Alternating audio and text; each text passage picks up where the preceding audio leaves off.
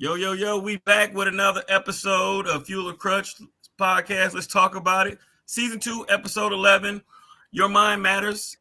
This conversation is heavy for me. It's something that's been on my mind for a little while. And I appreciate Jerrone and Julian taking a minute just to come in and be guests on this show because it's just something that it's been heavy on my heart for a while. And I know Julian and Jerrone have both spoken to it or about it. When we're thinking about the mental health of student athletes or athletes in general, and what's next after basketball. So we're gonna kick it off with the intro, and then we'll dive into it. Let them introduce themselves, and let's get to it.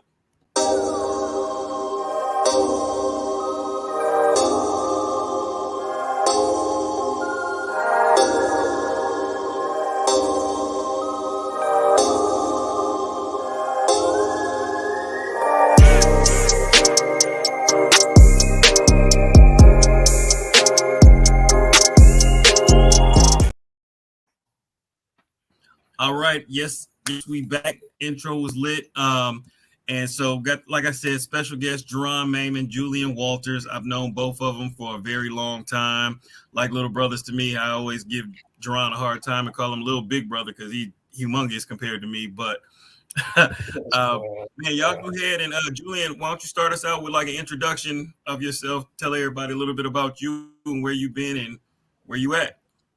Man, my name is Julian Walters, man. Madisonian, former basketball player, newfound businessman. Real estate is the industry I dibble and dabble in. Grew up on the south side of Madison, west side of Madison as well. Just all around Madison. You know, there's not too many black people, but I know a lot of y'all. A lot of y'all know me. Been knowing Jamal for a while.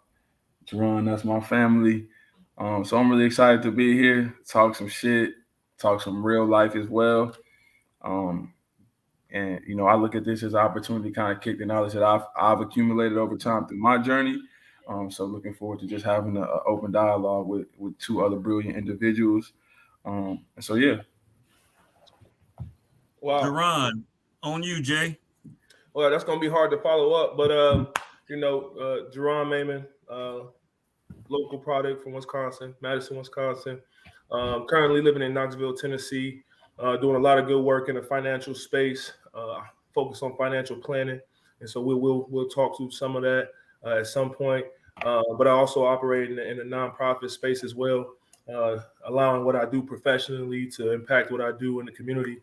And so just bridging the gaps and trying to be a sustainable pillar of resource is really what we focus on.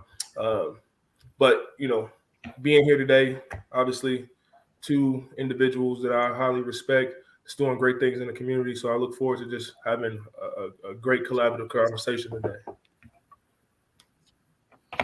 Man, so first thing for me is like you guys both had a stellar prep career off to the next level and having great college careers too, but both went through different paths. Julian, I know we had a deep conversation about yours when you were in high school, and so I wanted you to kind of talk about your journey and your path, and just talk about that. Yeah, man. My journey is one I take pride in because I was one of them people, what I'm saying? Like, I don't get into what other people think, but I feel like I end up having a career that was, like not projected. You know what I mean? Like, it wasn't really what people thought was going to come of it. I used to be telling people what I'm going to do and what my goals were. A lot of people didn't believe in it.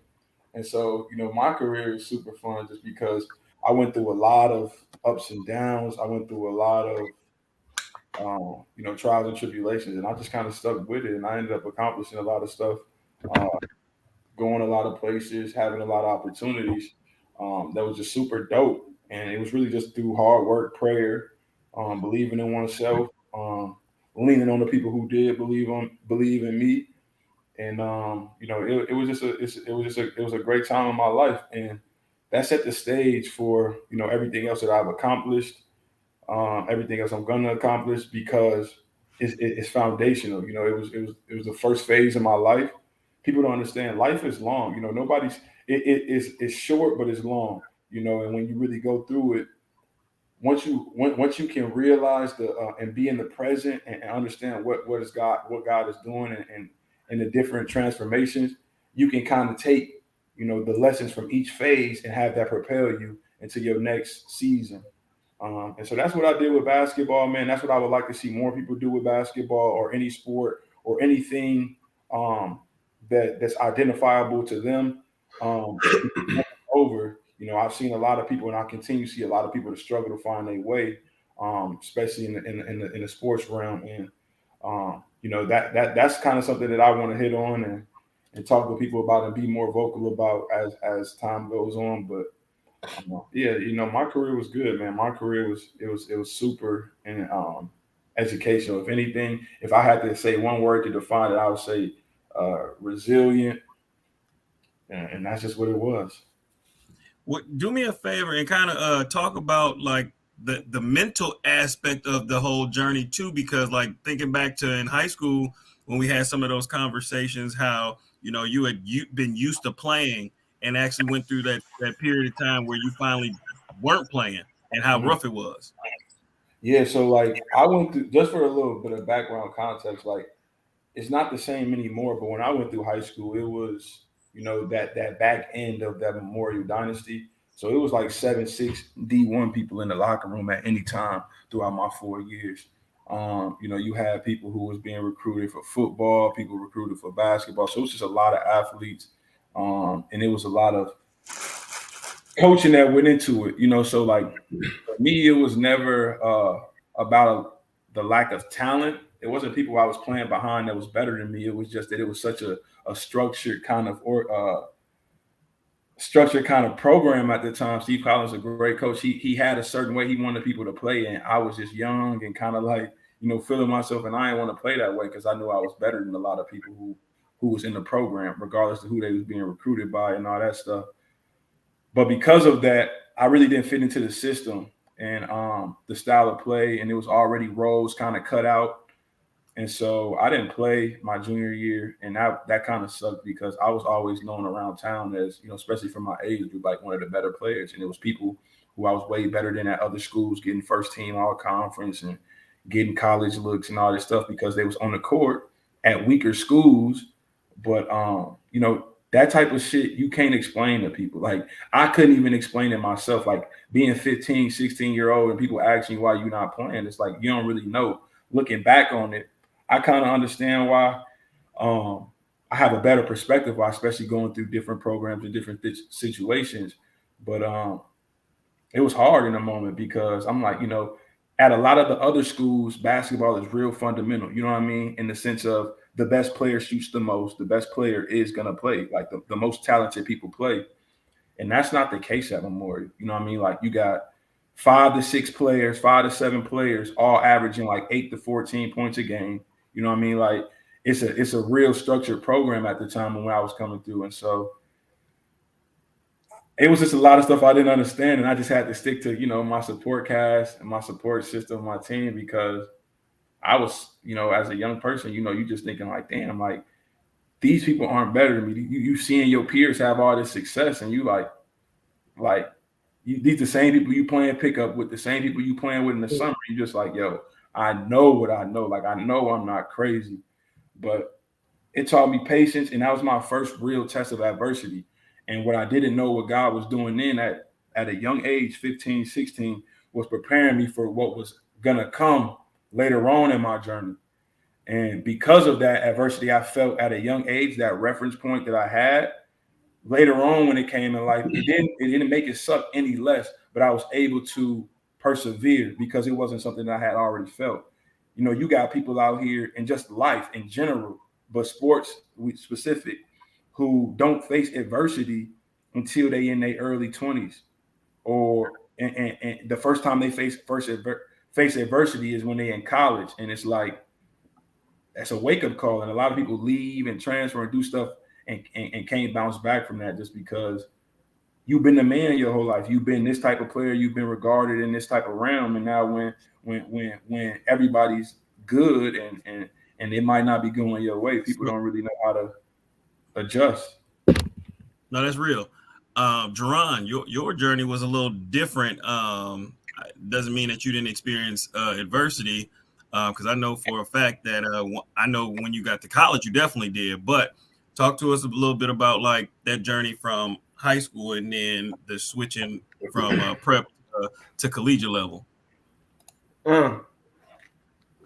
It was unique, you know, and you know a lot of what Julian went through. I definitely got some follow-up questions because I, you know, me and him always have conversations just about it all, just the totality of the picture on what it looks like. He mentioned earlier, you know, how long but short life is. You know what I'm saying? And if you think about it, you're gonna live multiple lives within one, especially as you go through different phases of yourself and figuring out what you actually want to pursue. I mean, we blessed with so many different God-given talents. And granted, the one I guess that's first, or the ones that's like noticed first by your family members when you're young, is kind of what they put upon you for you to pursue. You really don't deviate far from that plan. And usually it's like it's sports related, or I mean, or it's something that's got to do with a talent that they can cultivate and help you produce into something bigger. But they really don't help you focus on the other things that's within you already. You know what I mean? There are other things that as far as skills, right? There are so many skills that young Black individuals have, especially when you think about the households that we grow up in. We're so dynamic. It's one of the things. I was having a conversation with somebody, and they said it would be funny if we all took gymnastics seriously. You know what I'm saying? Because at the end of the day, if you think about it, every little individual went through some phase where they was flipping every day or doing something acrobatic every day. You know what I mean? Like if you, hey, let me ask you. And wondering how you hurt. No, that's not even the thing, because being hurt back then wasn't even the thing.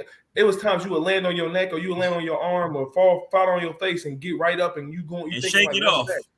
Yeah, I mean, because that was just the mindset back then. Let me ask you, what audience is this? Is this Facebook, or what is this?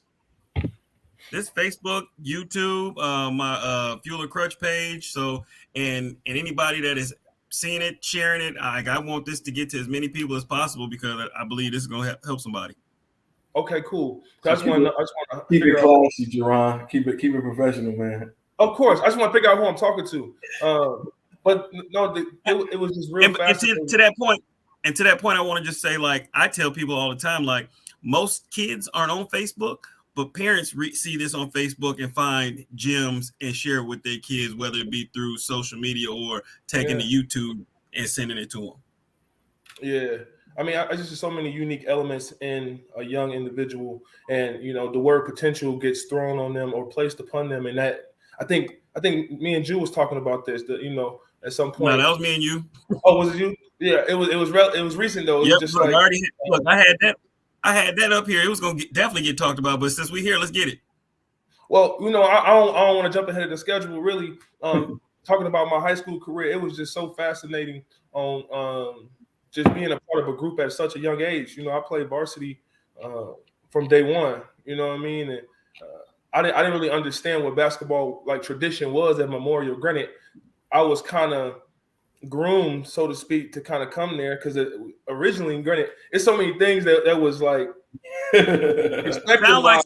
sound like some tampering and recruiting going on. But go ahead. Hey, you know, we gonna get into that in the book 10 years from now. You feel me? but we're gonna get into all the nitty-gritty details on how it happened. But like, you know, coming to Memorial, like, you know, understanding just what was before you and then what I was being a part of.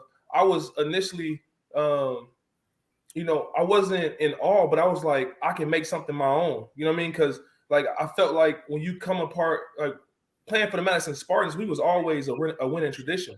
You know what I mean? All we understood was winning. And so when I got to that level, I expected it. You know what I mean? And we kind of just, you know, raised the level. I was playing with a great group of guys, and they kind of helped me grow up. And me playing varsity and starting, like I learned a lot. So when you getting that on the job experience, you know what I mean, you learn a lot. So in whatever profession you in, granted, if you hesitant to kind of go out there and take some shots on your own, or close some deals on your own, whatever it may be, you ain't gonna never really get a real feel on what it is to be in that seat. And so you gotta, even if you miss, you gotta understand that you know more than what the average person know about your profession. Because if you really locked in and you studying your craft, you're getting better every day as somebody that's not looking at it every day. You know what I mean? So you have to think about it from that perspective.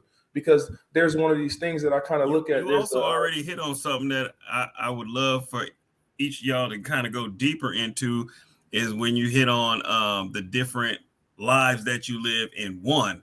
Like, we had our childhood one, pre-adolescence, the one that we had in high school, the one that we had in college, the one that we've had post-college, the one that we've had, like for me, becoming a father, businessman. Like, talk about like those different phases and how y'all have been able to manage it and still move forward.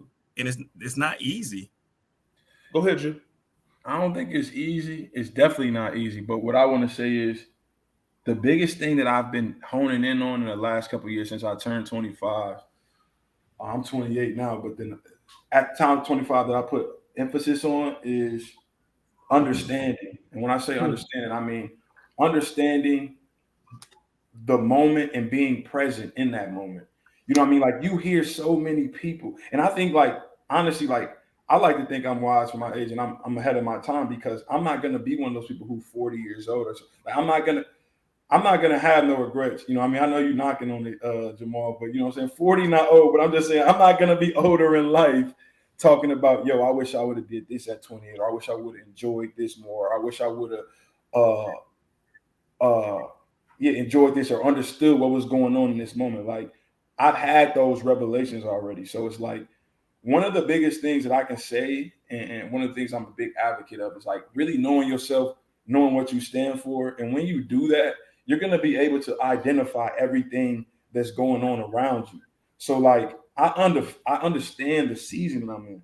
And the honestly, the most frustrating part of my life right now is to get my peers and the other people in my inner circle to understand what's going on right now too. Like, the transformation, like, it's like, we really in the middle of some shit right now. Like, some stuff that once everything gets to where it's going, we're going to be looking back like, man, I wish I would have enjoyed this, or the journey was this, or it taught me that. Like, no, like, we in the middle of everything we prayed for, and every year is getting better and better. And it's like, the phase that I'm in, and being able to be conscious of that, it helps me prepare for the next phase. You know what I mean? Like, when I do become a father, like you said, Jamal, when I do become this and that, it's like living in that moment, understanding the impact and the relevancy of, like, right now. That's the most essential thing in navigating these phases of life. Like, understanding, okay, I worked my ass off to be a Division I basketball player or professional athlete. Like, enjoying that moment, knowing that it's going to be a time in your life, no matter what happens, no matter how much you work, no matter how much you take care of your body, whether you're ready for it or not, that phase of your life is going to end. Same thing with having the freedom of just only yourself for responsibility, just for real life purposes. Like, you just only responsible for you, and enjoying that and having that prepare you for when you do lead a family. Like, all of those things, just being present in the now, being present in the season that you in, that's invaluable. Like, you can't put a tag on it. You can't put a price on it. Like, it's priceless, because A, you grow from it, but B, you just enjoy it a lot more. Like, you can be present, and even when things are bad in that season, just knowing where you're going, just knowing where you're going and what that's grooming you for, is like, the growth in that is what separates you from the rest of the pack. And it sounds like you're in a huge place of self-reflection. And for me, that as I've gotten older, just matured, self-reflection has been probably the biggest tool that I've learned and used. And I'll tell people all the time to learn how to self-reflect, because we've been told since we were children to self-reflect, but nobody told us how. Because if you think about it, anytime you got in trouble and got put on a timeout or got put on a punishment or suspended from school, that was a time never really told you that it was. And that's the reason why so many of us continue to make those same mistakes, because we never learned how to self-reflect, to address it, sit there, own it, and move forward to better ourselves. And so like that self-reflection leads to growth. And I know that that's like the next piece of maturity and moving forward. And Julian, like you said, I'm one of those people that have never really lived with regret. And that was something I wanted to make sure I never did. And at the same time, I have just now realized, starting to enjoy being in the moment, but at the same time, also planning and preparing for my future, because I know it's bright, and faith without work is dead. That's biblical. So, I've understood that. And so I've always had game plans or plans in place, but I'm now starting to understand and enjoy what I'm doing, and basically trusting the process. Literally. Yeah, man. I can't add much more to that. Honestly, I think Julian kind of hit it on the head with a lot of those points. One of the emphasis that I will also stress is more so being proactive, and then also being realistic. I think a lot of times we live lives based off others' perception, or what we scroll through on a day-to-day basis, or the individuals we follow on social media, or celebrities we watch on reality TV, whatever it may be. We're influenced. And so you got to understand what you subscribing to is really subconsciously influencing you in your decisions on how you live, how you lead your life. And what you want to do is, if you kind of what Julian was saying, if you can get that understanding of self, you put yourself in a whole other stratosphere to position yourself for a sustainable success. Most people struggle with the concept of life being any different than what they grew up in, right? Because they haven't seen anything else that's telling them different. And if you're conditioned to only believing, that the sky is blue, well, granted, for the most part, it is. But if you get into other places of the country, the sky changes all types of colors. You know what I mean? And so that just gives you perspective, right? And so now you have a different understanding of what's possible. And that's all planning is. It's kind of what we were talking about, being strategic and thinking, okay, how can I be proactive in nature? And that's one of the things I always stress, because it's like we always talk about, I'll cross that bridge when I get there. Yeah, that sounds cool when there's no storm, right?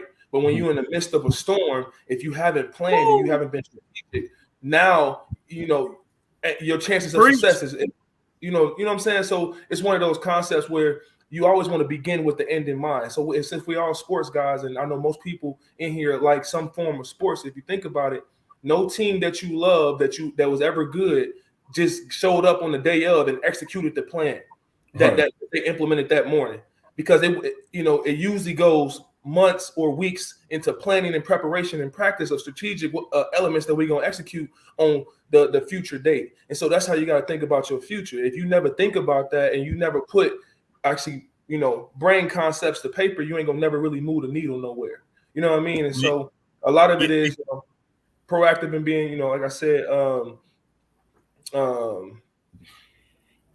yeah. And you hit on something too. Before we go, I think Jerrone has said something very noticeable and point. It's like when never mind, because I don't want to get caught up in on one thing. We go with the next. No, I got you, because I was just gonna add, like you said, exposure is key. Yeah. Without that exposure, it helps to give you perspective in other areas and other fields, because it's something that I was going to wrap that back into sports, because that has a lot to do with where I'm at right now. You know what I mean? Like basketball, there's so many tiers to the benefits that playing sports get you. And some of those secondary and third tiers is exposure. Going to another state and being a basketball player there is great, but also the life lessons it teaches you. Okay, people living like this here, these opportunities are real.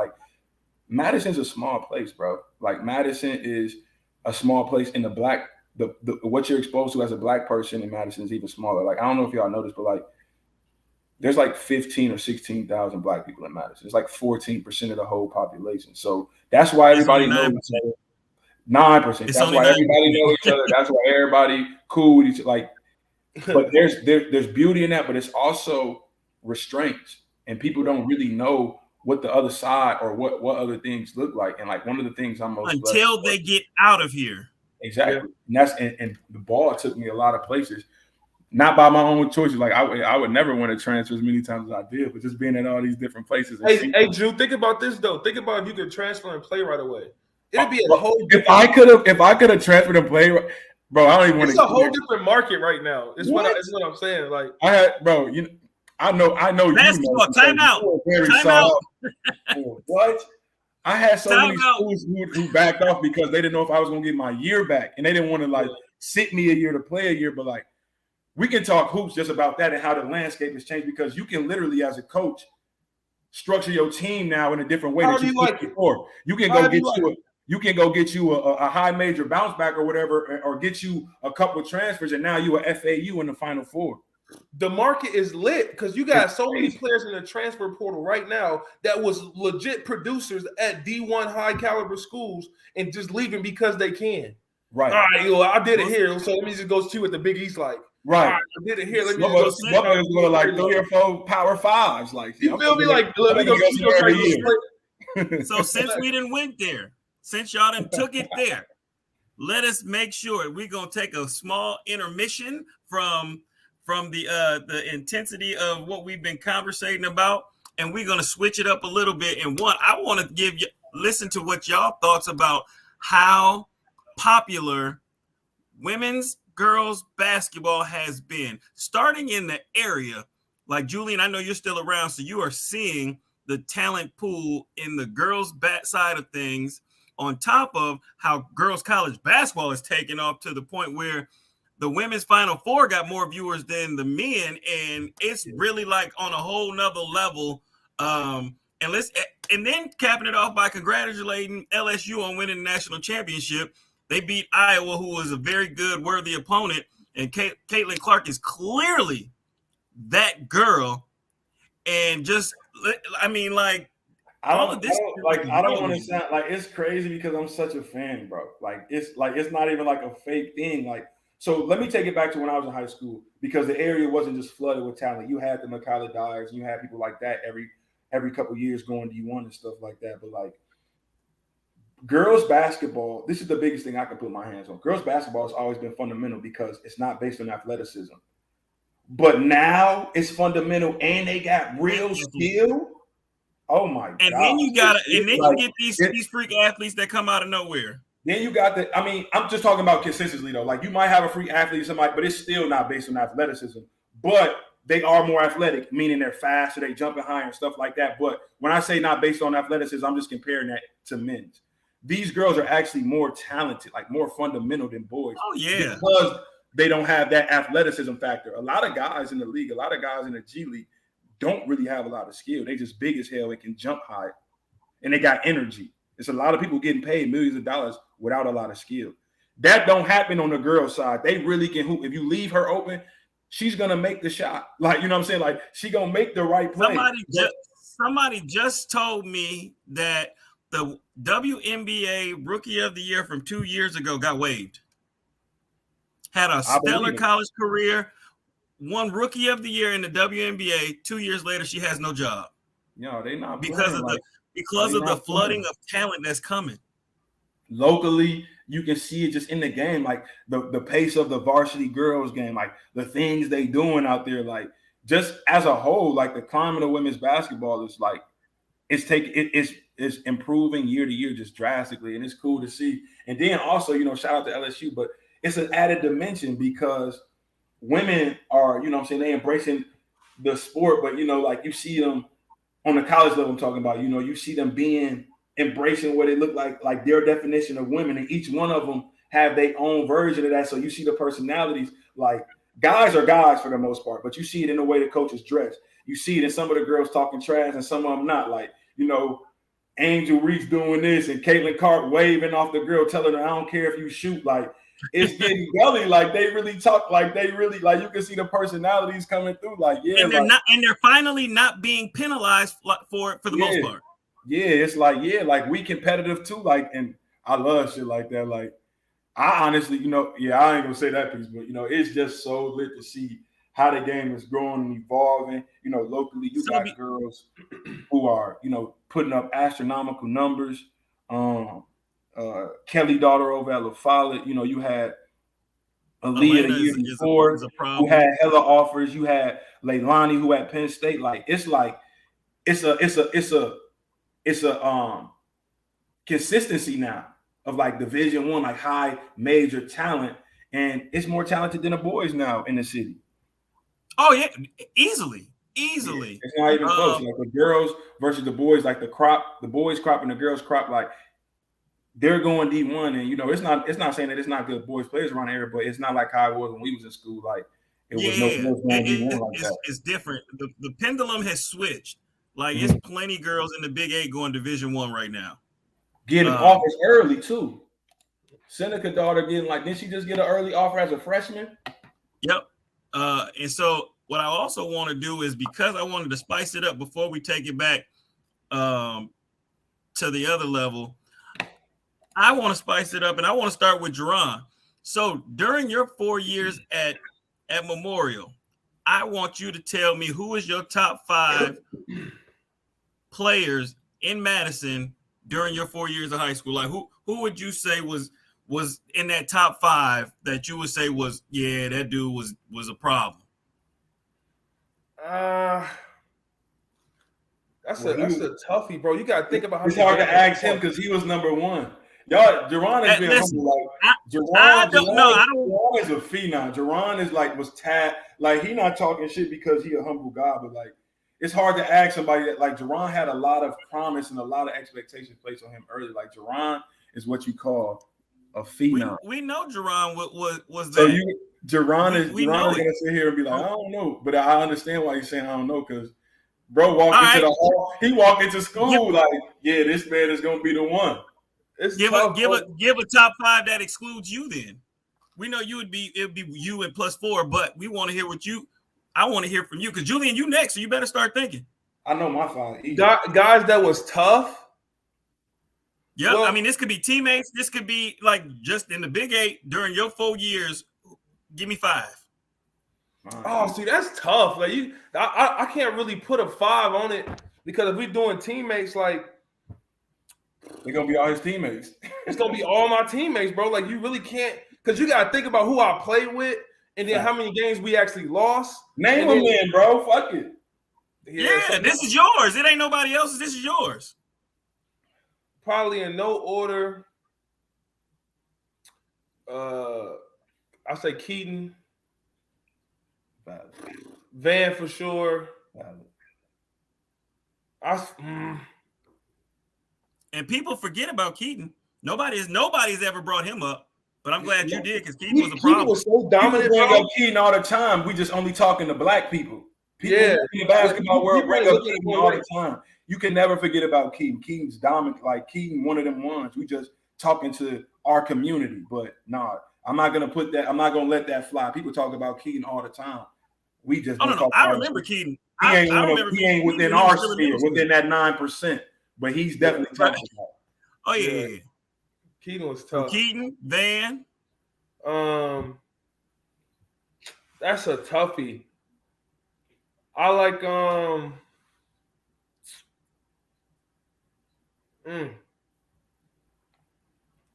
I gotta say Nimrod, because they beat us in the fashion that they did. You know, Mr. Basketball. I was waiting on him. Yeah. But then we dogged them after, so that's another story. But who else?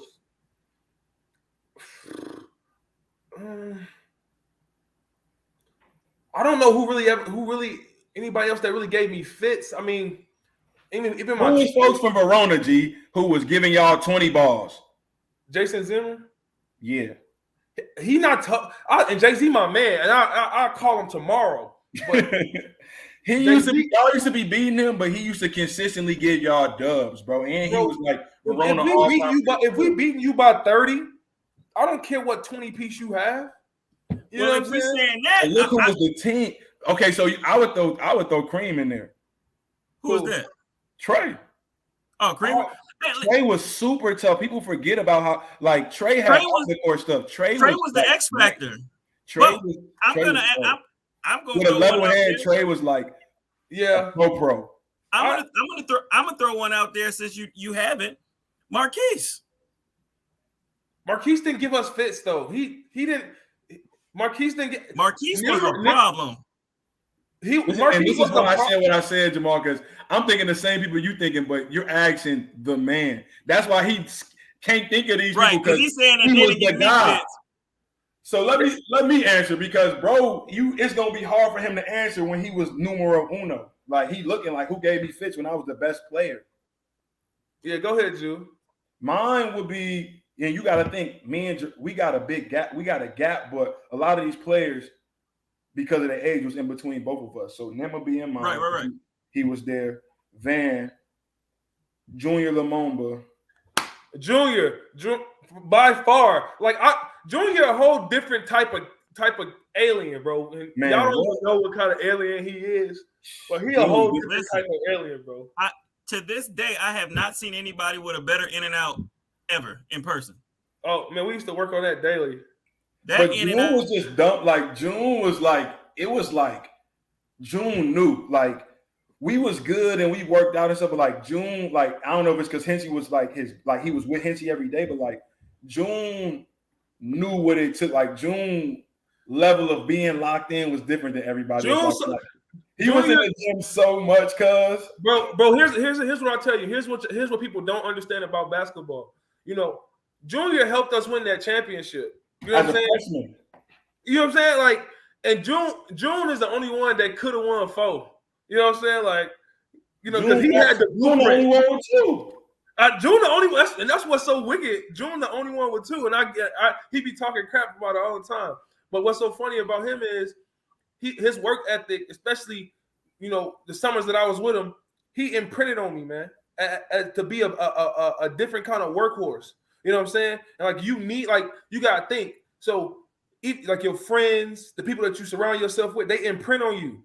You know what I'm saying? And you might not even know it in the moment, but like 3 weeks later or a month later, you're gonna be saying things that they say, or you're gonna be doing things that they do, you know, subconsciously. So you gotta think about that. Like, and that's like, more than just basketball. That's life. That's life. Yep. You know, and I tell parents all the time because, you know, you gotta think like you're not the only one imprinting on your child. Your child in school, how many hours of the day? And then they go where after school? And then how many hours you get with them after that? You know, that is the one thing I've continued to say is like you have as a parent, there's so much that you do have as an imprint until they get to a certain age where they go to high school. And then after school, they're there for 8 hours. Then after school, they've got practice for 2 hours. Some of them have a job, so they may not come back home till 7, 8, 9 o'clock. Come home, do homework, shower, eat. The time that you spent with your child during the day is very limited once they get to a certain age. Right. Man, what? Yeah, June was one of them ones, man. Like June, he had dumb skin. And I think the good thing about June was he came from another place. Like he wasn't like, you know what I'm saying, like Jay May talking about, like he wasn't like in your typical group of guys you grew up with around the way in Madison. Like he came out here, was already had the height, already had the size, athleticism, and then he just like his game was just like. But people slept on how sneaky athletic he was because he'd just jump and you wouldn't see it coming. It was like he'd run with his feet dragging. Next thing you know, elbows at the top of the square. No, June was definitely one of them ones. And June, you know, understandably so, he ain't from here, so people don't talk about him a lot because he, you know, he left and did his thing and went back to where he from. But Hoopers know, like June was tough. You know, like June was tough. And then I'll round out my 5 with Nick Fuller and Nick Nescoviak. Oh, you went against them guys? I didn't see none of them guys. Well, actually, you know what? You missed little Nick. Nick was his freshman. You was gone. You was at Marquette, but Nick was a freshman when Van was a senior. Yeah. Nick was tough. Nick. Both Knicks were tough. Yeah, both Knicks were tough. You know what I'm saying? Like tough. Like Nick Fuller was really tough. Like you know who I sleep on now because not actually mentioning it. It was a couple Milwaukee guys that gave us fits quite often. You know what I mean? Like you know, DG and them guys. You know, Bree, Corey. You know, they gave us fits like a King. You know, Vincent. Corey was a Mickey D's, wasn't he? Yeah. No, he was supposed to. No, he wasn't. Slick, he was supposed to. That's why I was in Milwaukee. It was in Milwaukee because when he was a freshman, he was number 1. Yeah. Hell, I thought I was too. I ain't gonna lie, cause that's why I was going out to all them crazy tournaments, and I think they had like a little run in Milwaukee. I went and played with some team, showed out. You know what I mean? It was like, come on, man. It was sick. We definitely gotta give your flowers. You was tough too. We talking about all these other people. I remember being young. Listen, like, we was catching the bus from Wright. Me and Drew was catching the bus from Wright. We like Memorial play. We gotta go see them. If we gonna give Jerrone his flowers, we going to do it the way he destroyed Sheldon Williams. Sheldon Williams, not Sheldon Williams. Who was it that you destroyed in Maui? Oh yeah. You had like 34 and 20 or something. It was crazy. Yeah. College stuff was something else. I'm talking about like I want to ask like now looking back on it, mate. I want to ask you this personal question, and you can say you didn't know how or you didn't really understand the magnitude of it, but like how did you realize like you know what I'm saying like the status you had around town, and if so, you know how did you deal with like keeping level head and like staying out of trouble, keep your nose clean, or do you wish you would have you know what I'm saying been more responsible or been more mature, you know, in your, you know, being a phenom, you know, being like Peg, like the next one, having all the national attention, everybody knowing who you are, knowing, you know, what you do about basketball, you know, gravitating to you because they thinking you finna go to the league. Like how was that as a young man? Now being a grown man, how was that like navigating that? That is a great question. Did you ever play, you know what I'm saying, in your mind when you was young, did you ever like tell us, like I'm finna go to the league? Like what was the thoughts you had like in that time? Man, if I told you, bro, you wouldn't believe me. I promise you. So I'm gonna give you an answer that you will respect because you really wouldn't believe it. Whatever you say, because I know you keep it funky. So no, right. We want to hear whether I believe it or not. Like I'm gonna believe it because you saying it. Some people I wouldn't believe, but if whatever you say, I'm gonna believe, bro. Bro, honestly, I never really even thought about it.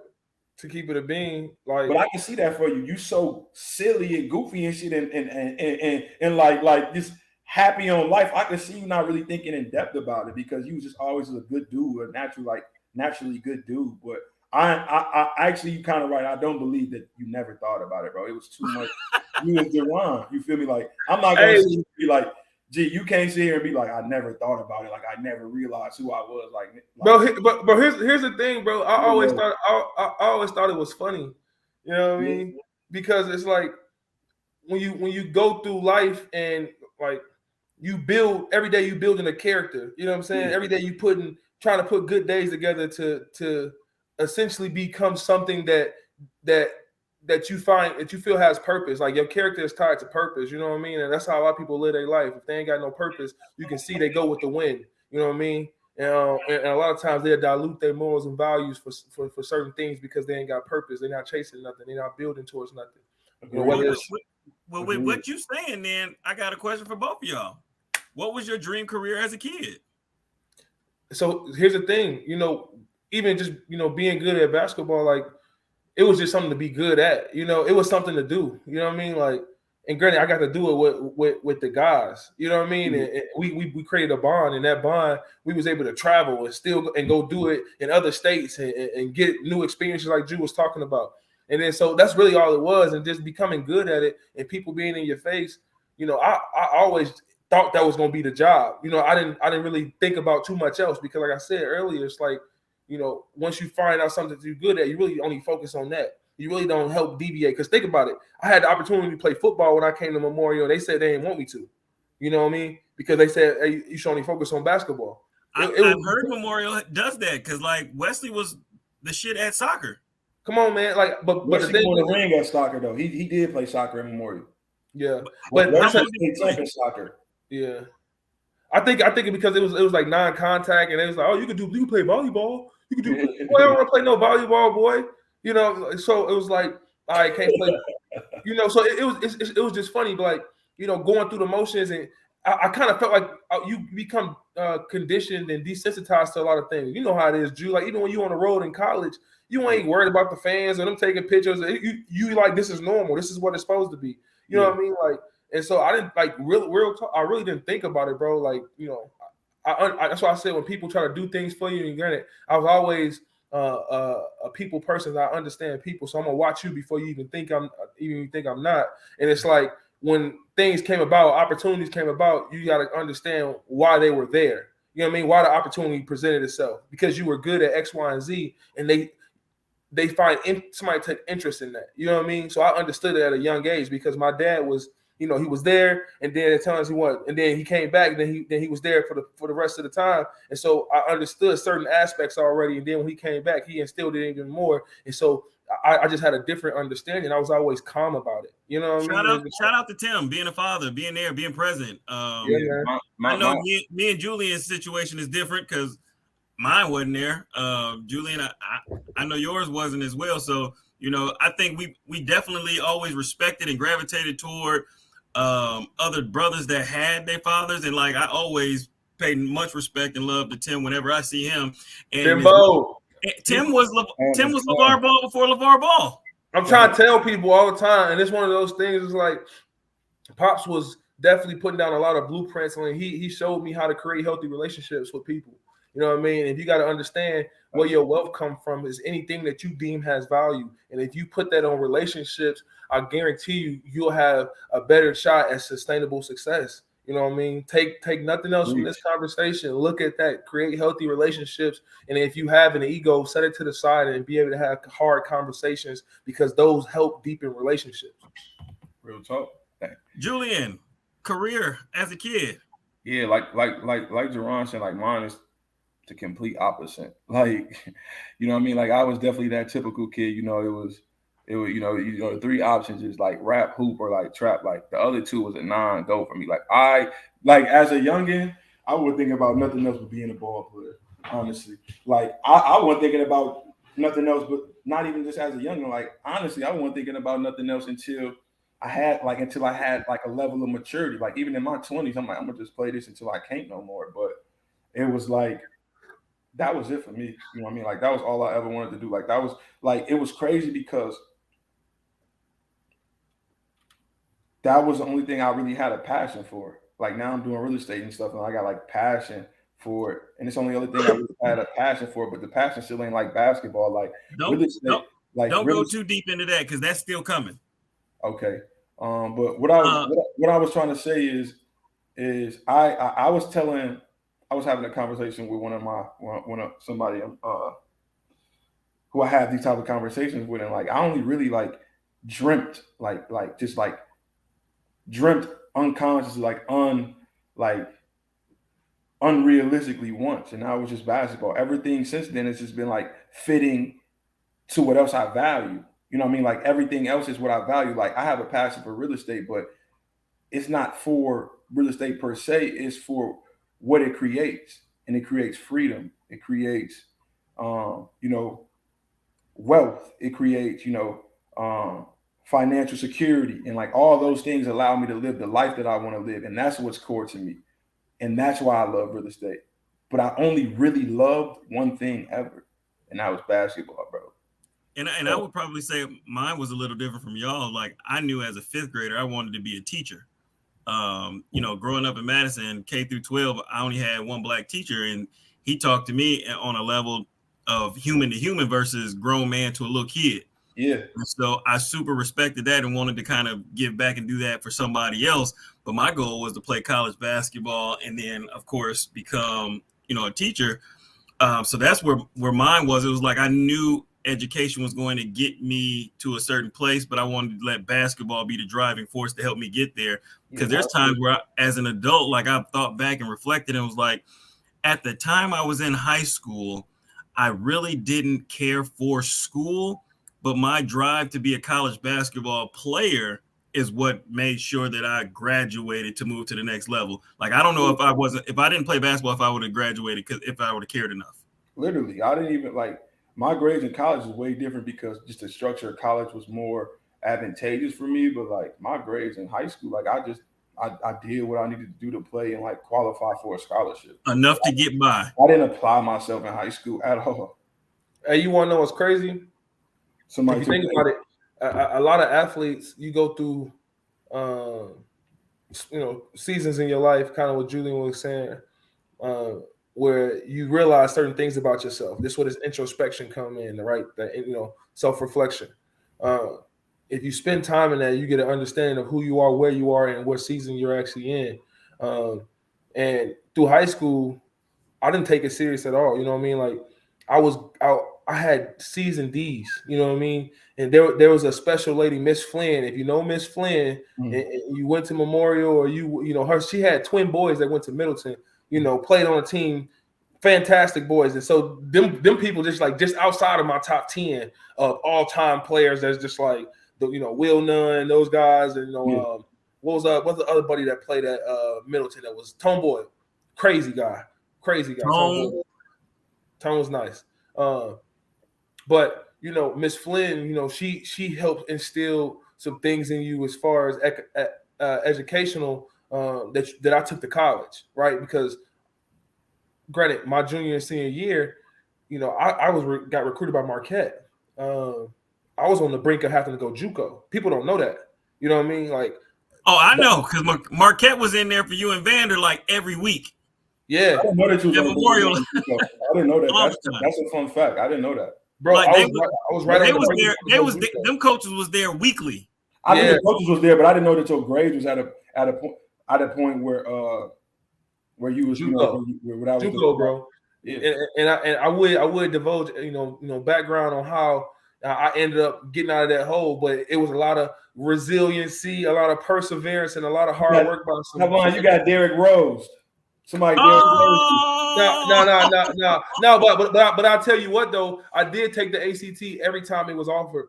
From my junior year to my senior year, I took it literally every time because we had to combine my score because I was getting different scores at different times. Yeah. But that's Jerrone, interesting, bro. That's what's up. No. I need you to share the truth about it, because so many of these kids are struggling with reality because they looked at you from the finished product versus what it took to get you there. Like, it's a lot of kids that are struggling in the moment and be ready to give up. And they don't understand, like, the people that they know or see or have come across that they put on this pedestal for whatever reason, it didn't get handed to them like that. Yeah. So just actually talk about that, because the next thing I wanted to ask literally was the importance of education in your view in high school compared to now. Yeah. Because I know for a fact mine was completely different. I didn't care when I was in high school. Like, I did enough to get by, and I think we all learned that doing enough to get by ain't enough. Yeah. I think it's a real important balance. No, man, talk that JUCO shit first and then answer the question. I never knew that, bro. Tell me how you got out of that wiggle room, because JUCO, the trenches. I'm glad you had to go JUCO. But tell us how that happened, bro. Because I love hearing stuff like that. I don't know. Man, it was one of those things where, I'm skating by. I'm barely turning homework assignments in. I got like 20 assignments out. Granted, I think if I just did my work, I still probably would have got through. But it was one of those things where I was only focused on sports, and I was still understanding who I was becoming as a young man. And so my social life was a little bit more important than my educational life. Mm-hmm. And a lot of times, we always talk about work-life balance. There really is no work-life balance. Even, think about adults have a hard time with that. As an adult, still figuring out what that is, there is no work-life balance because everybody lives in a gray area. I think either deep work or deep relaxation is how I live my life. And so it's either I'm working, I'm 2 feet in, I'm not halfway working and halfway not, because that's too much of a distraction, and it kind of gets you thinking that you can multitask, and then you ultimately make so much mistakes that could be detrimental to your future moving forward. And so a lot of what it is, man, that the possibility of me getting out of that situation was just a whole bunch of hands behind the scenes. We had to talk about that off. Like I said, it might be in the book 20 years from now. You know what I mean? So we're going to figure that out. I want y'all to buy the book. I was just playing. But seriously. I want to buy a signed copy. But it's really important, man. Like, education is one of those things where I didn't realize I was smart until I got to college. You know what I mean? And that's the total opposite on how you start thinking. Because I got there thinking this is higher education, and the work is harder and it's more immense. But at the end of the day, I felt like it was easier for me to complete because I was applying myself. You know what I mean? I'm glad that you figured it out that young. I didn't figure it out until I went to grad school, and I was already past 25. That's tough. That's tough because one of the things I thought grad school was very gratifying. Like I spent a lot of time building, ideology surrounding what I believe on to be true, and a lot of it is plenty introspection. Plenty self-reflection of things you went through, experiences, childhood, and obviously what your subconsciously is telling you. Let me dispel the myth right now to people. Grad school is actually easier than undergrad. Way easier. Way easier, but we have put it in our mind that it's harder and scare ourselves into not doing it. Grad school is easier than undergrad. I'm gonna let y'all finish, but I disagree on both of them fronts. Really? Yes, sir. Then we definitely want to hear your side. Please elaborate, sir. I think this is the first time. Like, I want to commit because I think this is kind of where we're opposites, Jamal. Because I want to tell you that's hella mature for you to be a fifth grader and knew what you wanted to do. Because I didn't have no idea. So that kind of speaks to who you are now and what you was able to make out of your life. Because in fifth grade, I definitely didn't know what I wanted to be. But in that same token, I knew I was smart when I was younger. Like, I always knew I was smart. I knew I was like, I was naturally like gifted, like straight A's in middle school, straight fours in elementary school, straight A's in middle school, not doing homework, not doing none of this stuff. I did really well on the ACT naturally. I just, like Jerrone said, in high school, you becoming a man, can't nobody tell you something, pop ain't there. Like, other distractions start becoming more important in school. And I wasn't doing no homework. I wasn't caring about I know if I come in here, just me sitting in this class, whenever we have a test, I'm going to get a C at the bare minimum. And so I'm going to just say, but I always knew I was smart. And I was one of those witty kind of smart kids where I have control of the classroom. Like, the teacher couldn't really kick me out for what I was doing, but I was making everybody laugh and like controlling the climate of the class. Now, that was me. I was witty too, and I'm sure Jerrone was witty too. But yeah, I didn't realize I was smart until grad school. Right, and then the thing is, my teacher put me aside. They're like, "You doing all this and you cracking all these jokes like these? Your peers is failing. Like, you getting A's, but like you need to let me teach." But because you're doing fine, I know you're gonna do all right. But you being the class clown and being smart is not helping nobody you care about. And that's kind of how I was in middle school and high school. But in terms of grad school being easier, I disagree. I'm in grad school right now. And as an undergrad student athlete, man, we had so many resources. I'm talking about tutors dedicated to you for every subject, educational facility that only athletes could go to. I was a D3 athlete. We ain't get none of that. Oh, okay. I'm talking about, I damn near in undergrad school. All I had to do was show that I cared. You know what I mean? Like, if it was a quiz online, like, I was getting spoon-fed answers. Projects was getting spoon-fed. Like, now doing that all by myself is different. You know what I'm saying? Like, I ain't saying the understanding and the concepts is harder. I agree with y'all on that. But the actual work that I have to put in as a grad school student who's no longer receiving the resources and the benefits of being a student athlete, man, that's probably the difference, because you had it kind of easy growing up because it just came natural. Yeah. Me and Jerrone was on the other side of the grind trying to figure it out because we didn't even know that we were smart. And so once we got through undergrad, grad school was easy. Cake. Now you're like on the reverse because it came easy to you. So some of that grind that you didn't have to put forth, you starting to have to do it now. True. Yeah. And in that sentiment, you're absolutely right. Like I said, it ain't the concepts or the curriculum. It's actually just the actual work that I'm putting in now. That's way different than when I was in undergrad or any other part of my life, really. So the next thing I want to talk about, I know me and Jerrone talked about this before. So Julian, I'm gonna let you jump in first.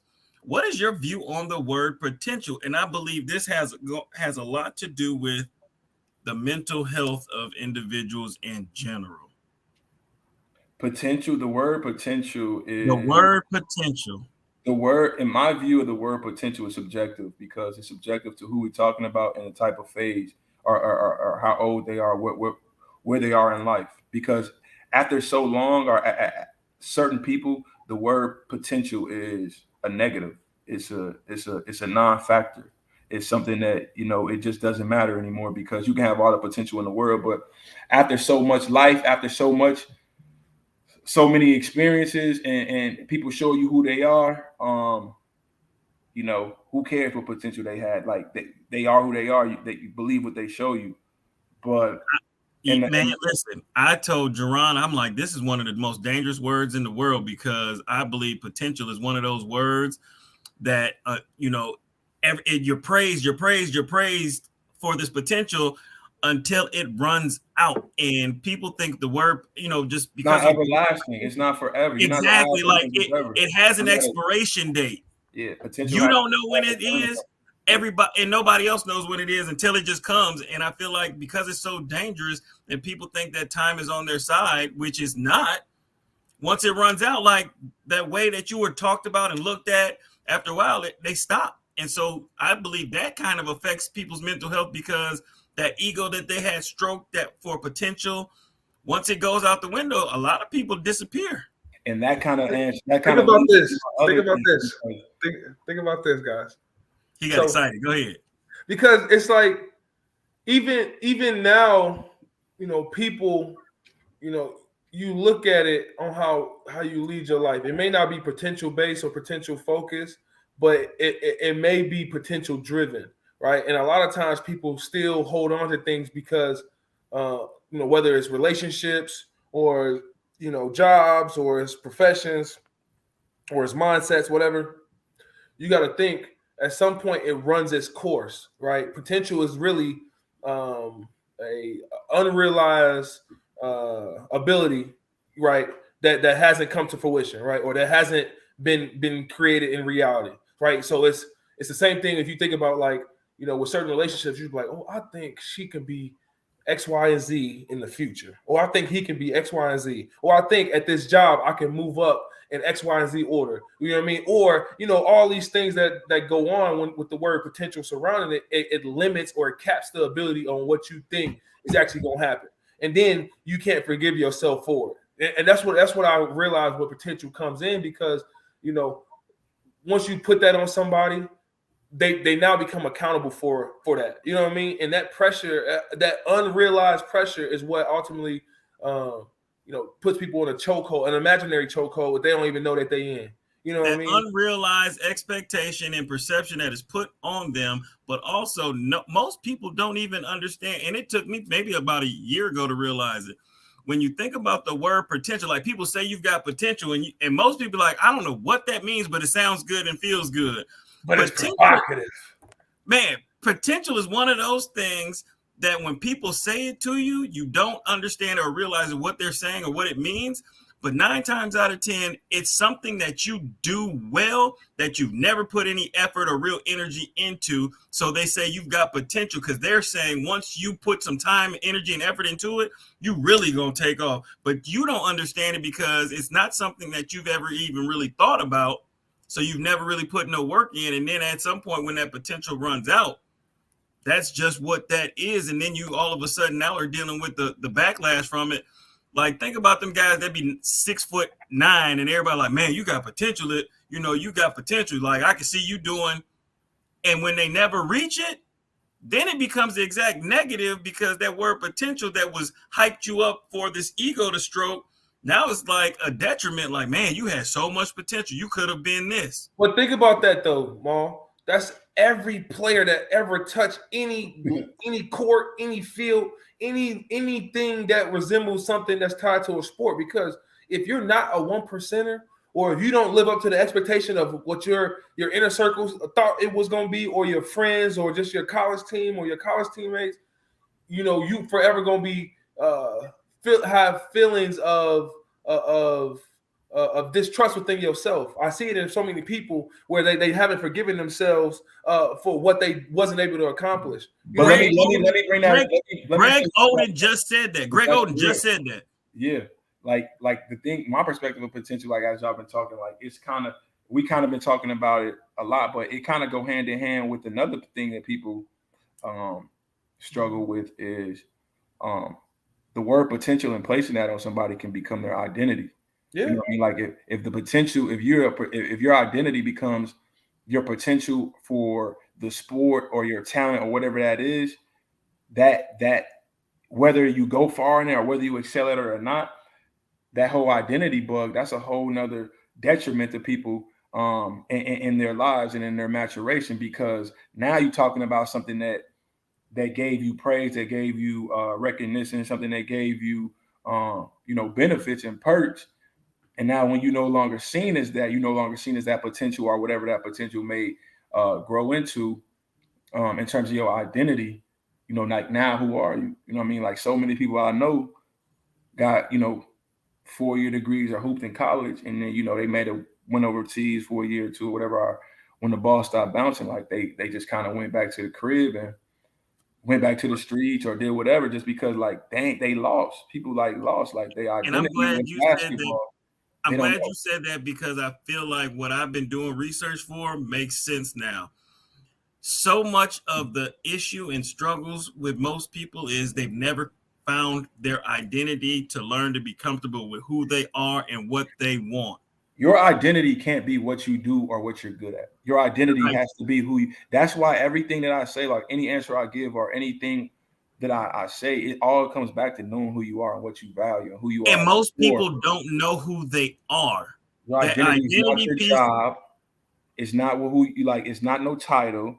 It's like, it's you. Like, you gotta be like, you got who you are, what your core values are. You got to be comfortable with it. Like, if you like rock music as a Black person, most Black people are going to look at you sideways, but you've got to be okay with that, because that's what you like. You've got to be comfortable with that. Listen, man, it's got to be in you, not on you. You hear me? Like, you know what I mean? Like, when it comes to like how you can excel and how you do things and have success in different realms of life, different industries, whether that be professional, corporate, professional athlete, whatever it is, that doesn't come because of how you identify. That comes with who you are. Like, that comes with what's inside you, like the work ethic that's instilled, what you value, how you want your name to be thought about when people say it, like how you viewed and how you carry yourself. Like, can't no identity do that for you. A lot of people hide behind identities because they're insecure. They hide behind identities because they don't know who they are. They hide behind identities because they're scared. You know what I mean? Like, it's easy to be this. And the most easily identifiable things to be are negative. And so that's what people gravitate to in our culture. Yeah. It's easy. That's something that gets talked about in my workshop. So I'm just going to make a shameless plug, since you put it out there. Determination to Succeed workshop.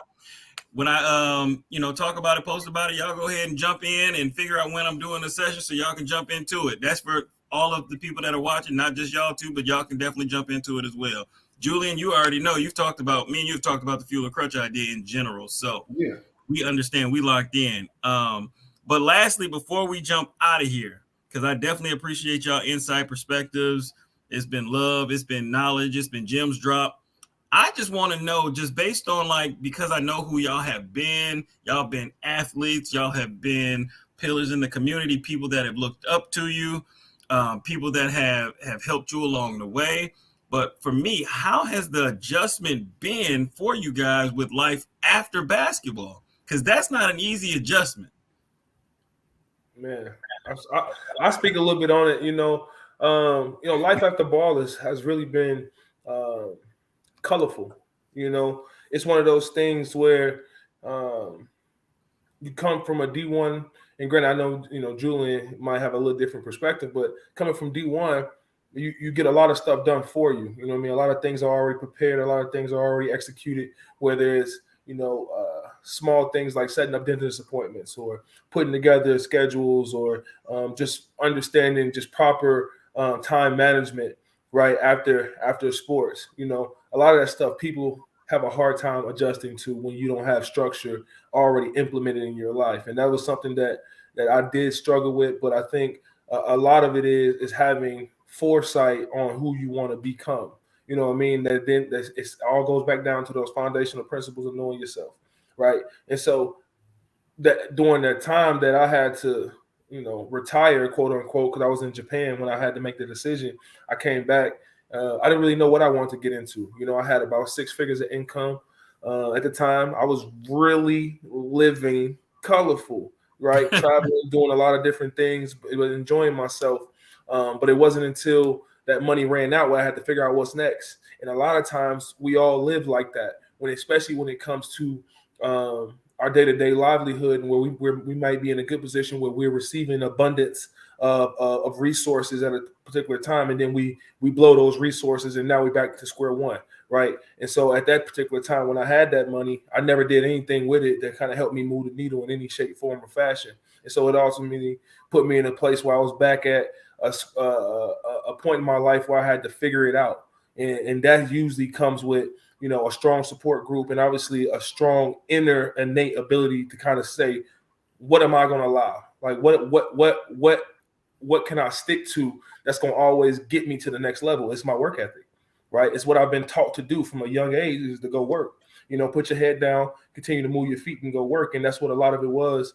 I seen, my dad hold down multiple positions, and so I had to go do the same. And then ultimately I uncovered what my passion was. It's more so to educate, right? Empowerment and education is what I really focus on.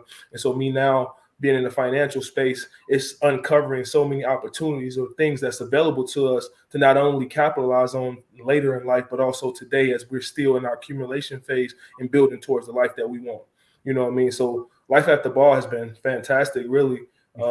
Just being in a space where I am 32, maneuvering towards a life that I'm building after ball. It's because of the healthy relationships that I spoke on earlier, of prioritizing that, and really just understanding, like Julian said, the season that you're in, because it's forever changing, and it's always getting better depending on what your perspective is of what's happening to you.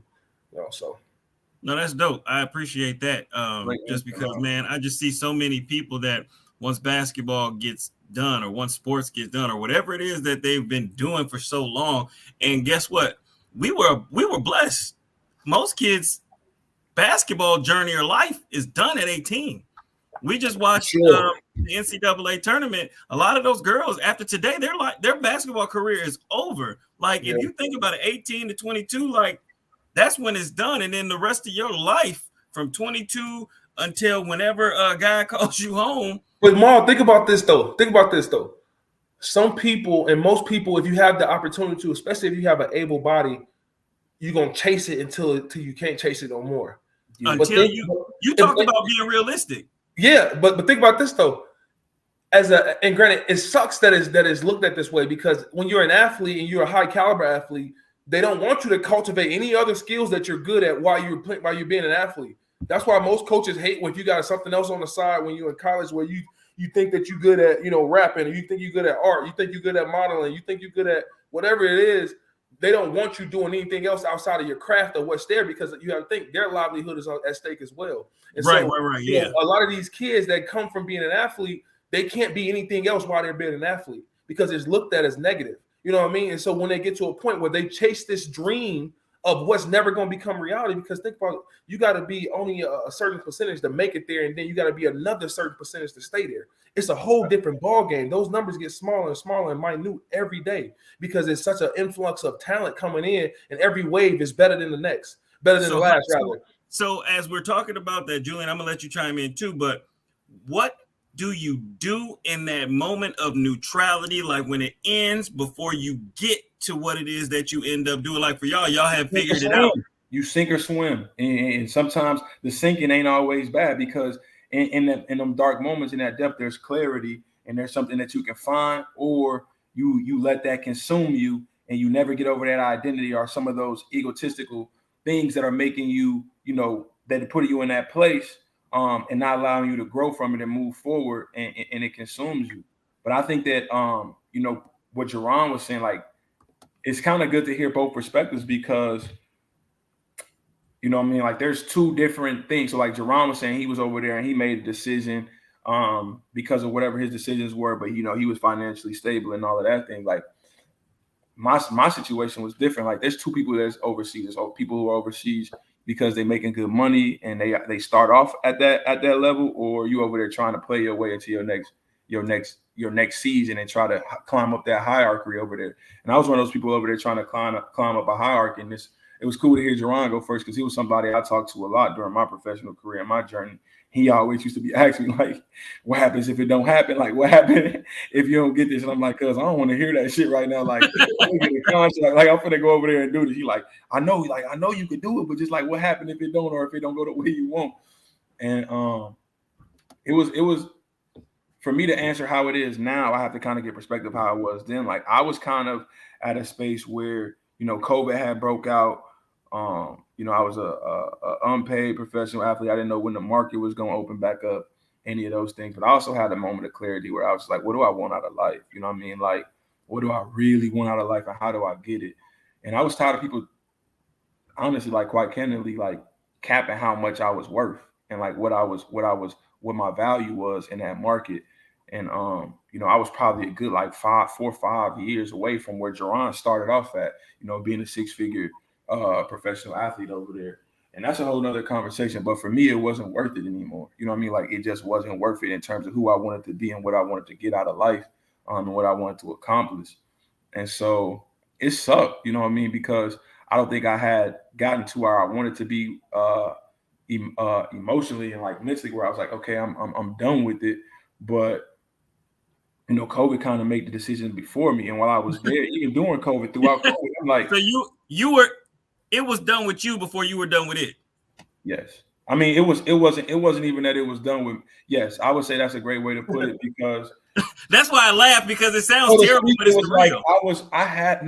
It was crazy because I was like in a upward, like, I was like I was in a position of overseas players who trying to like scale up and work their way to better league. Yeah, you was in great shape. And the thing was I was here and I had got my license, and I was in the middle. I remember like it was yesterday. I had just landed in Chicago from the Virgin Islands with my family. It was October, and it was the end of 2020. And you know, some markets were starting to open back up, and my agent hit me up like, I got a offer for you in the Republic of Georgia, some like whatever, like small league or whatever, is this and that. But on the other end, I was in the middle. I was going through the contingencies of closing on my 4 unit and like really pursuing this this real estate thing. And in that moment, I was just like, that's it. You know what I mean? Like, I'm like, I know if I when I turn this down, my agent not gonna mess with me no more. Like, it's probably over with me. I don't have that. I don't have no resume. I've been out of college for a year now with no film, no nothing. And so that was the decision I made right then and there. I was like, you know what, like, this is what I want out of life. This is how I'm gonna get it. And I'm gonna just apply all of the lessons and all of the structure that Jerrone's talking about and all of the things that being a basketball player has taught me. And I'm applying to this new realm, to this new industry.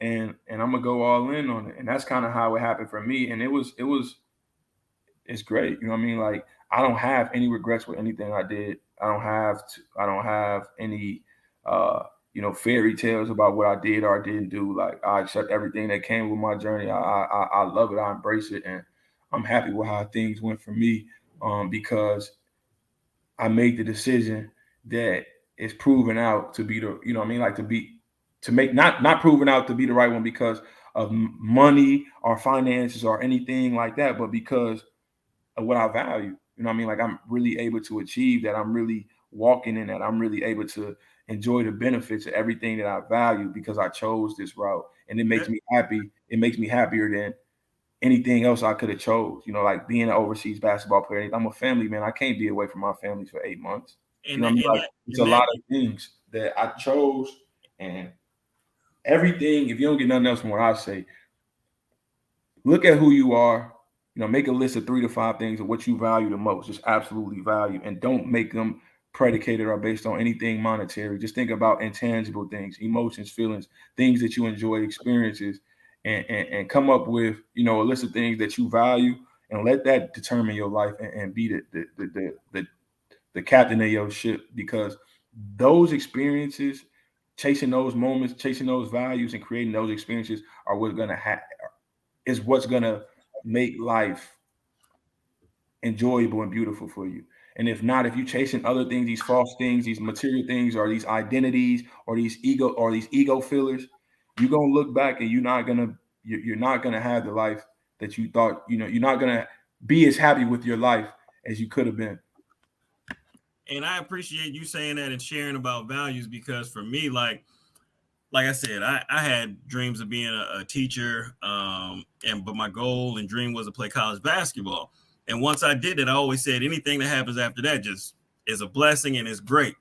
And I'll never forget, after I got done playing, mind you, I didn't have those resources that y'all had at the D3 level. I did go and do a tryout with a European tour team. And I've always heard, like, if you can shoot, you got an opportunity to make anybody's team. And so I went to this European tour tryout. First round, I'm hands down the best shooter there. Like, when we were doing drills and then when we did our scrimmages, I'm literally only missed one shot in the games. And literally I remember them saying, like, hey, we're doing cuts or whatever. I made the second round. And so that second round, he was like, yo, you're gonna come back here, you're gonna do a week worth of training and practices, and then you'll play against this Chinese tour team. And I'm like, dope. Yeah. How much are we getting paid? He was like, I can pay for your hotel, but I can't pay you anything. And for me, that was it, because I had already had Ariana. And so I'm like, I got bills to pay. I got a family to provide for, which was a part of my value. So I was like, man, I appreciate the opportunity, but that was all she wrote for me. And I was okay and comfortable with it, because like you said, the value aspect of it, I was okay moving on. Like, I got everything out of it that I wanted to, got even a little bit extra. And so it was time to move on and move to the next thing. But that was because of the family value I had. So yeah, I appreciate that, Drew. And then, lastly, it's kind of like, what is some advice that you would give to a young person that has dreams? I think, Drew, you touched on it a little bit already about, finding out who you are. Yeah, I would say find out who you are, and then like my thing is go for it. You know what I mean? Like, there's so many people who gonna like tell you no, or what you can't do, or how realistic it is, or what the numbers are. Like, if that's your dream and that's your passion, go for it unapologetically, and go for it with passion, and don't stop until you're ready to stop on your terms. You know what I mean? Like, I stopped on my terms. Like, it was a lot of people along my journey who told me a couple times at a couple different stops to stop, or maybe I should consider this. And so I always want to be the person who speak life into people, because there's so many people who gonna deter you from that. And so my thing to the young people, or people at any age, just go for it. You're never too old, you're never too young, you're never too this, you're never too that. If you got a passion for it and that's what God is putting in your ear, then go for it. And then when it's time to stop, you'll know. You know what I mean? As long as you're taking care of what you need to take care of, you ain't out here, you know what I mean, like causing a hardship for anybody else by pursuing your passions, then you have go for it. Jerrone, what about you, brother? I ain't gonna deviate too far from what you said. I think it's right in alignment with what we kind of been talking about all day. A lot of those points.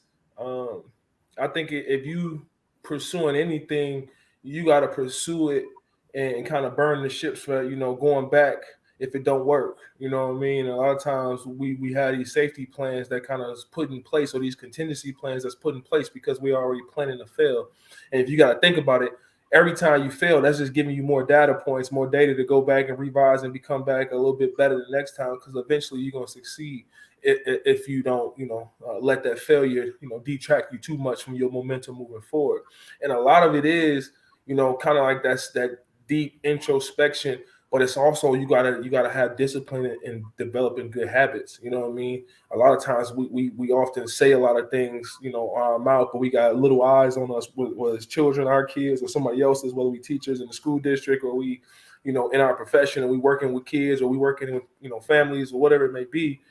People are watching you. So the character that you develop while people are not around, that's who you are. And so you got to be ultimately living your truth and being realistic about who you are today and where you want to be. It's okay to say, I'm not where I want to be, and I can take the steps necessary to get there. You know what I mean? But a lot of times that requires work, and work is intimidating to most people, right? Man. And so developing the discipline to get good habits, to have a sustainable life that you want. You know what I mean? And that's, like I said, it's a lot of work, but if you're willing to put it in today, it's going to be so beautiful and easy later. Come on, man, because it becomes second nature. Now it's muscle memory. Now you're doing it on accident. Now your kids doing it. You know what I mean? And now your friends doing it. You know what I mean? That's great. Like Jerrone said, just to add on to that, like, the word of the day is discipline. When I was a shorty, like, all I thought was I'm motivated. I got motivation, and motivation is good, but discipline is what you need to really be implemented. So discipline and commitment. He brought it up, man. Like discipline is like that gets you far to motivation, because when you're not motivated or when you're unmotivated, what's gonna keep you going? But if you discipline to your commitment. But if you discipline, yeah, you know what I'm saying, on them days where you don't want to get up and all that, your discipline gonna kick in and you're gonna do what you need to do. Man, I appreciate y'all. I definitely appreciate everybody that tuned in. But before each one of y'all go and everybody leaves the live, y'all got to share what y'all do so that way people can contact you if they want to get in, do business with you, do some work with you. Jerrone with the financial aspect, Julian with the real estate. Talk to them. Let them know what it is that you're doing and where they can find you and what you can do for them. I guess I'll go, I operate in the financial planning space. A lot of that is predicated on you, goals, objectives, things that's important to you, not only today, but ultimately when work becomes a choice. And so we work with families, business owners, and we're doing some kind of work in the NIL space right now. And so it's all encompassing. But I think a lot of what it is just takes the courage to have a conversation. And so we operate in the wealth management space, but also in the risk management space, estate planning, making sure you have a clear understanding of what it takes to not only build wealth, but have sustainable wealth. And so, the whole legacy conversation is a part of it, but it's more so the behavioral aspect on how you already interact with money is what we really kind of dive into. So if you want any kind of one-on-one conversations, you can feel free to reach out to me personally. I don't mind giving my number out, and that's 573-673-2228. Feel free to reach out to me, shoot me a text, send me a voicemail, whatever the case may be, and we'll definitely get connected. But on the other side, what I'm able to do in the financial space, on the professional side, I get to do it in the nonprofit space as well. And so providing the same kind of education and empowerment to the community as far as the financial literacy goes.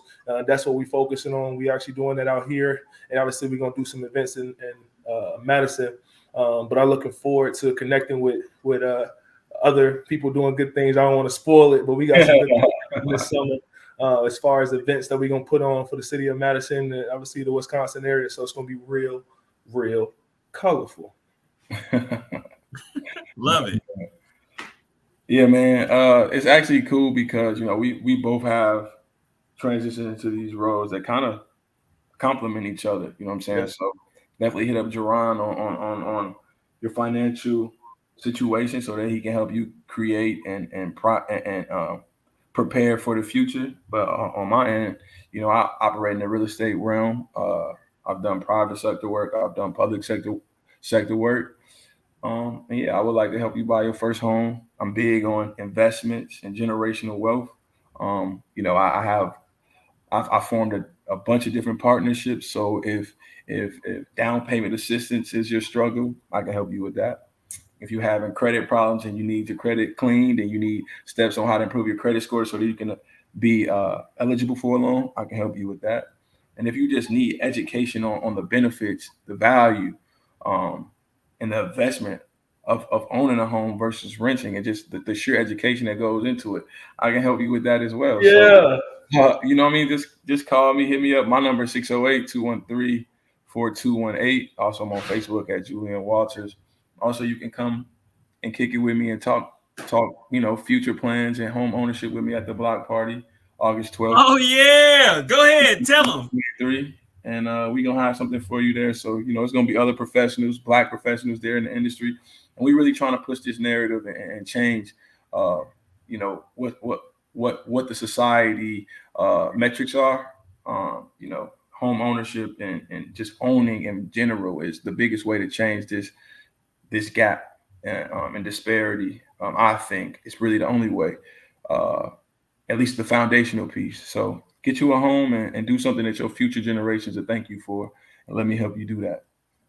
Man, I appreciate y'all sharing your information, letting everybody know where they can find you at, how they can contact you, talk to you. Shout out to everybody that tapped in. Antoine, Devontae, my mother, love you, thank you. She said the 3 J's have spoken and I'm proud of you. My brother, Darius, Vic, Jack Colbert, Dion, man, I appreciate everybody tapping in, tuning in. It's always love, and it was a great show. So until next time, man, I appreciate everybody. Jerrone, Julian, hold on for a second and we'll wrap it up. But, everybody, I appreciate y'all and love for the just a show of love.